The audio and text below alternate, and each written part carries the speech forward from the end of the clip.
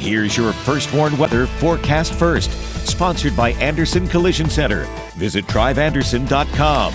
Well, once we got rid of some of the cloud cover early this morning, we had plenty of sunshine out there this afternoon, but that wind sure did pick up. Thankfully, the wind speeds are coming down as we maintain a generally clear sky. Just a few clouds rolling right across the state line here late this afternoon and evening.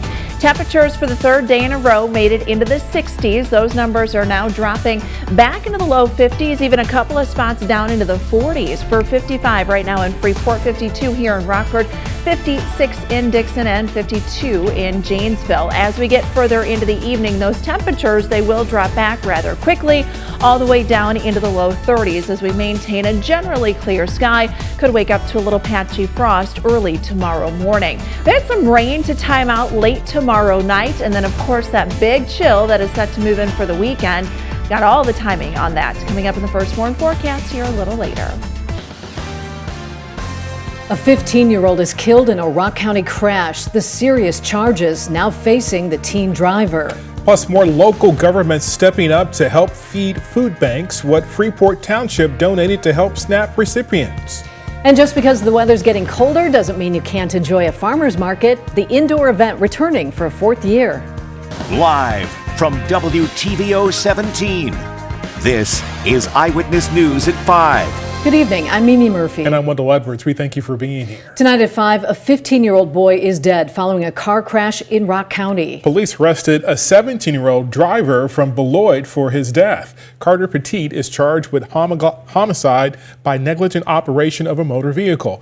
He's in the Rock County Jail tonight. Officials say Petit was driving north on South Emerald Grove Road in the town of Bradford just before noon yesterday when they say he lost control and went off the road. His car rolled over multiple times. Authorities say the 15-year-old passenger died on the scene. 3 other people in the car, along with Petit, were brought to a hospital for injuries, and that crash is still under investigation. Rockford police arrest an 11-year-old boy in the weekend shooting of a 13-year-old girl. It happened at a home on Harlem Boulevard Saturday night. Police are calling it a domestic incident, saying the boy and girl know each other. She was taken to the hospital for treatment and is reported to be in stable condition. Authorities say the 11-year-old was found yesterday in McChesney Park and arrested. He is charged with attempted murder and aggravated battery with a firearm. He's being held in juvenile detention. State police tonight announced in Illinois has improved from an F to an A rating in supporting survivors of human trafficking. This is according to the Shared Hope International Just Like Me report cards. ISP credits the passage of the Illinois Trauma-Informed Response to Human Trafficking Act for the improvement. Illinois now ranks second in the U.S. for laws supporting trafficking survivors and is only one of 3 states to receive an A rating. It's a somber day for the Rockford Police Department. Today marks 8 years since the death of Officer Jamie Cox. Cox was killed during a traffic stop in 2017. His friends, family, and co-workers remember the officer through a foundation named in his honor. The Jamie Cox Foundation supports veterans, first responders, and children in need. 3 state line fire departments will get upgraded gear. Black Hawk, Rockton, and South Beloit fire departments are among the 112 Illinois departments selected. They were awarded money through the Illinois American Waters Firefighter Grant Program. It provides funding for organizations to purchase essential firefighting gear and equipment. Over $110,000 was awarded statewide this year. Uncertainty over federal food assistance has community leaders stepping up to help. Eyewitness News reporter Stephen Lewandowski joins us now in the studio. And Stephen, you spoke with someone from Freeport Township today? That's right. Many local governments have made sizable contributions to their local pantries. Notably, the Freeport Township just made a generous donation of $18,000 to the Northern Illinois Food Bank. The funds donated will be distributed amongst the Freeport area pantries. With the demand increasing, Freeport Township Supervisor Patrick Sellers says something had to be done. The longer this goes on, the greater strain it would not only be on the food pantries, but on people in general. So I mean, this is what Freeport Township has done. We were offering, it's pretty much a temporary solution for what we are hoping to be just a temporary problem. that's the prayers that we have. And if that's not the case, then we'll have to go back to the drawing board and we'll have to try figure out something else. But we're going to help the people as much as we possibly can. And coming up tonight at 6, we'll hear more about what local leaders are doing to help area food pantries. We'll see you then. Wendell? Stephen, thank you. The state program is looking to provide some financial relief for folks needing help paying their utility bills. It's called the Low Income Home Energy Assistance Program, or LIHEAP. It makes direct payments to natural gas, propane, and electricity utilities. More than 12,000 households benefited from the program last year. To sign up, the city of Rockford is hosting several outreach events. The first was held today at the Northwest Community Center. City officials say the need is great, with 2,200 applications already being completed since October. We've done in the past is that normally we didn't start LIHEAP outreach in the community until after January, but this year, due to the overwhelming number of households that were already disconnected at the very start of the LIHEAP season, which was October 1st, we've opted to do outreach very early in the season this year. And so each week we are out at a variety of community locations. Northwest Community Center will host a second outreach event tomorrow starting at 8:45 in the morning. You can find a full list of events in this story on our website, mystateline.com. If you're anticipating a payment for a Facebook user privacy settlement, make sure to protect yourself. The Better Business Bureau warning tonight. Be cautious of scammers looking for their own payday. Regional BBB Director Dennis Horton says scammers can pose as someone involved with a settlement case, often urging you to click on links and share your personal banking information. Other red flags include unexpected calls or texts about the settlement and asking for processing charges. A fall-friendly farmers market is back for the season. Edgebrook Shopping Center is hosting its first of its weekly indoor farmers markets. The series started today. About a dozen different state line area vendors are taking part. A variety of seasonal fresh produce, honey, jams and jellies, as well as baked goods are all available. We spoke with one vendor about what markets like this mean to her. I was very shy, very closed down at school, had not many friends, but when I came to market, it was a whole different experience. It was happy, joy, and talking to people and people being interested in me and really opening up. Weekly indoor market will be held every Wednesday through December 10th, except the Wednesday before Thanksgiving. We here at Eyewitness News are recognizing remarkable women in our community. We're looking for those remarkable women who make a difference in self-achievement, community contribution, and family impact. Nominations are now open. Just scan the flow code on your screen, or you can click on the community tab on our website, mystateline.com, to submit their story. It's almost time for holiday bell ringers. When we return, we'll hear from one volunteer who's been giving his time for 2 decades. Even though we had a pretty strong northwest wind, our temperatures today were able to climb back into the low 60s all the way up to 61 degrees. But with that clear sky and lighter wind, our numbers will drop back. We go from some rain and even a few thunderstorm chances late tomorrow evening to the potential for some wintry weather and a lot of cold setting up into the weekend. Look at all of that coming up in your most trusted forecast here a little later. You're watching Eyewitness News, your home team, with Mimi Murphy, Wendell Edwards, Sports Director Scott Leber, and Chief Meteorologist Candace King. The Salvation Army in Belvedere is looking for volunteers for its annual Red Kettle campaign, and they know the experience is the best recruiting tool. Eyewitness News reporter Rico Holland joins us now in the studio because, Rico, you talked to a volunteer. Yes, Wendell. So I talked with Belvedere Captain Pablo Rivera. He's been a bell ringer for 20 years now and says the experience has been rewarding every time. Each year from early November to around Christmas time, Pablo is in the community helping to raise money. This year, he's seen a good turnout of potential volunteers to help in the cause. He says the extra help will go a long way, not just for him, but for the community. It's satisfying because you know that the funds that you're collecting, they're actually going to stay here in our county, and the funds that you're collecting is going to help to put food on someone's table. It's going to help to put Christmas gifts for those children that don't have Christmas gifts on a Christmas morning. People can volunteer in person or sign up online. A link to sign up will be in this story at mystateline.com. Mimi? All right, thanks, Rico. Well, Veterans Day is next week. The Rock River Valley Blood Center is celebrating with a series of community blood drives. The first of these drives is taking place at the VFW in Oregon today. It runs about 20 more minutes till 5:30. The Blood Center is bringing its bloodmobile to these drives. The events are all held in partnership with local VFWs as well as American Legion. Organizers say this time of year is critical for having blood on their shelves.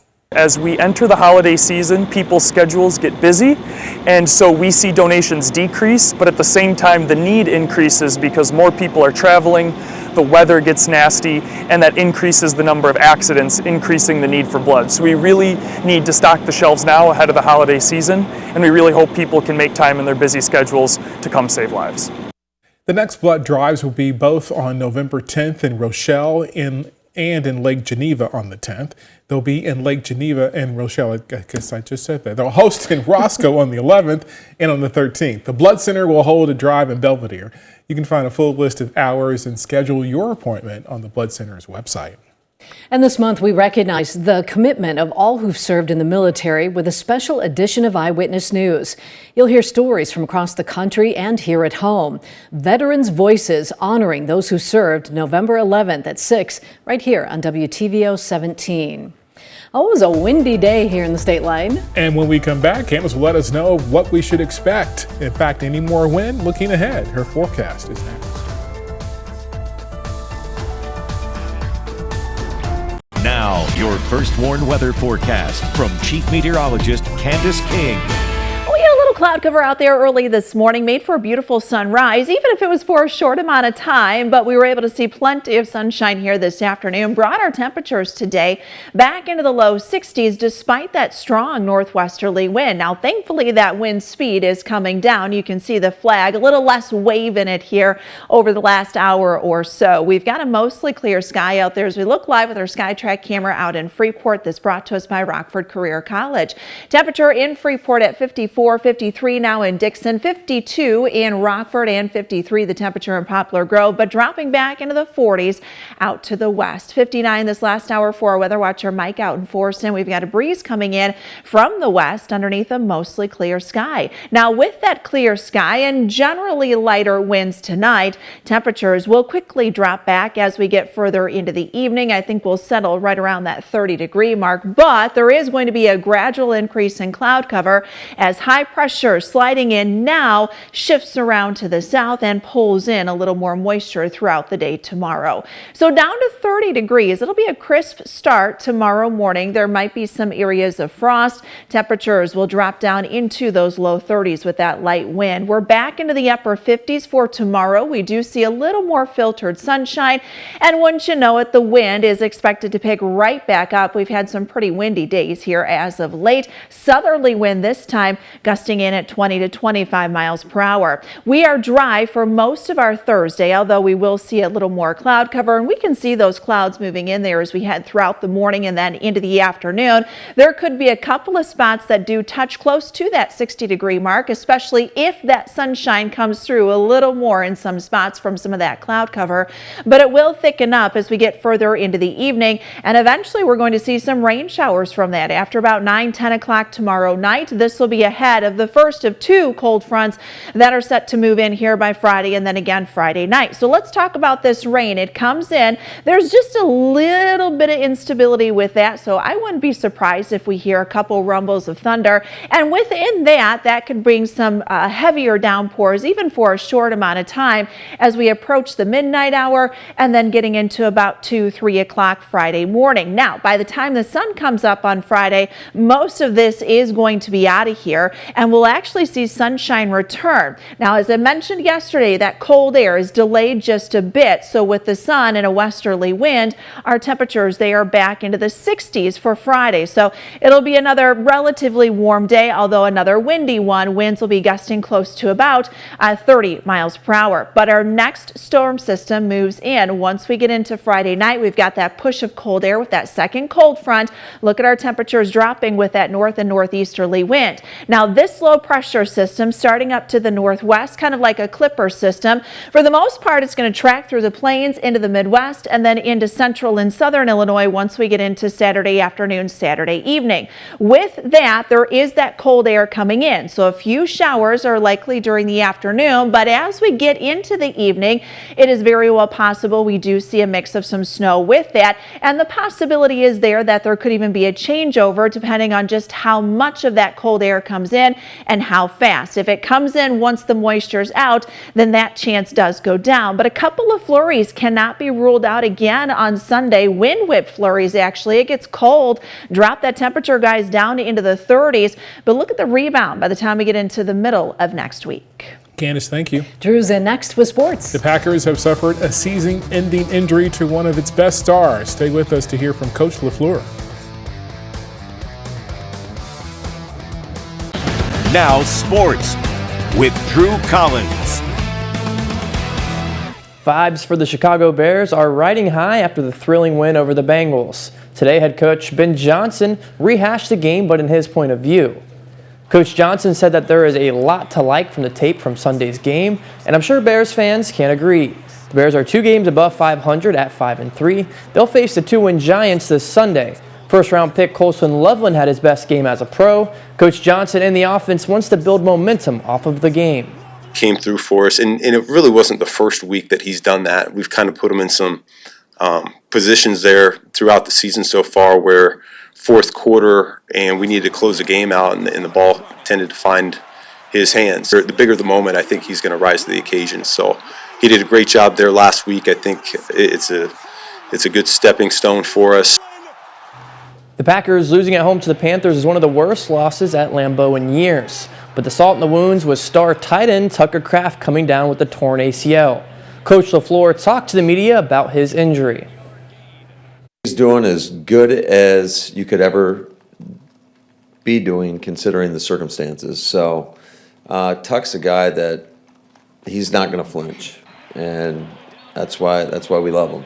I'm bummed for him. I'm bummed for us, but it's part of it, and it's got to be that next man up mentality. And the IU Huskies are moments away from some midweek action. The Toledo Rockets are 14.5-point favorites to beat the Huskies, and IU is 2-6 and on the season and 1-3 in the MAC. It's been 8 days since the Blackhawks got their last win as they are on a 3-game skid. They will face Vancouver tonight. Puck drop is at 9. That's sports. We'll be right back.